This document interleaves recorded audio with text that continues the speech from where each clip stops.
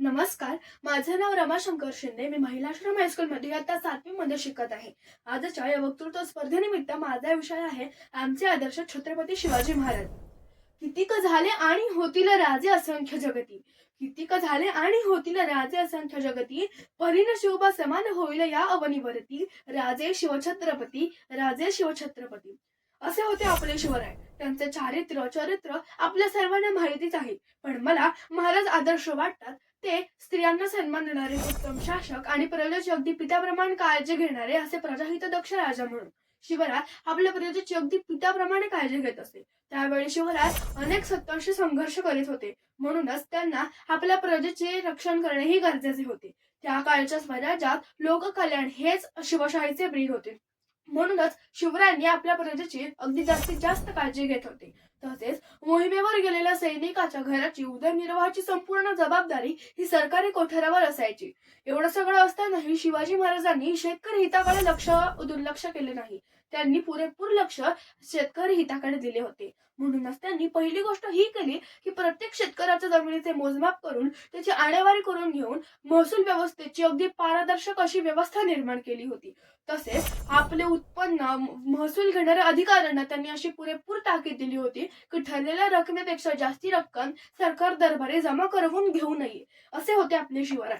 तसेच अतिवृष्टी, अवर्षण, नैसर्गिक संकटे व तसेच समजा जर का परक्या शत्रूंनी आक्रमण केले आणि पीक उद्ध्वस्त केले, पिकाची नासाडी केली, तर अशा वेळी महसुलामध्ये किंवा इतर करांमध्ये त्यांना सूट देण्यात यावी असाही महाराजांचा आदेश होता.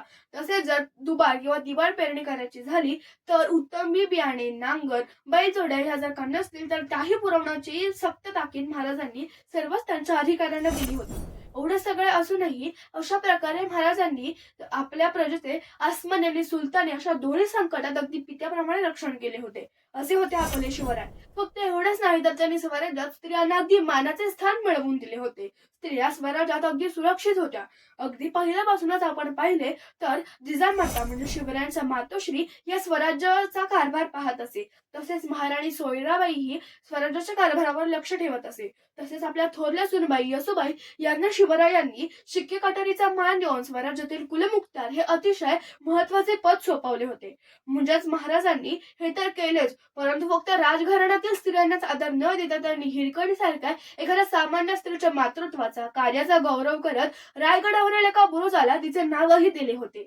तसेच कल्याणच्या सुभेदाराचा मानसन्मान करून तिला पुन्हा पाठवले होते. कर्नाटकातील मल्लामाबाई या विधवा स्त्री पराभूत झाली होती, तेव्हा तिला जिंकलेले राज्य परत देऊन आपली बहीण मानून ते नाते जपले होते. असे होते शिवराय. शिवरायांचे हे जगावेगळे असामान्य दैवदुर्लभ चारित्र्य बघितल्यावर मला असे वाटते की शिवराय हे फक्त केवळ चतुर राजकारणी किंवा वीर योद्धाच नव्हते, तर ते एका स्वतंत्र, निर्भय, नीतिमान आणि सुसंस्कृत समाजाचे शिल्पकारही होते. अशा या शिवरायांना वंदन करताना मला म्हणावेसे वाटते, हे शिवप्रभो, तव शौर्याचा एक अंश रे, तव धैर्याचा एक स्पर्श रे, तव तेजातील एक किरण दे, जीवनातला एकच क्षण दे, जीवनातला एकच क्षण दे. धन्यवाद.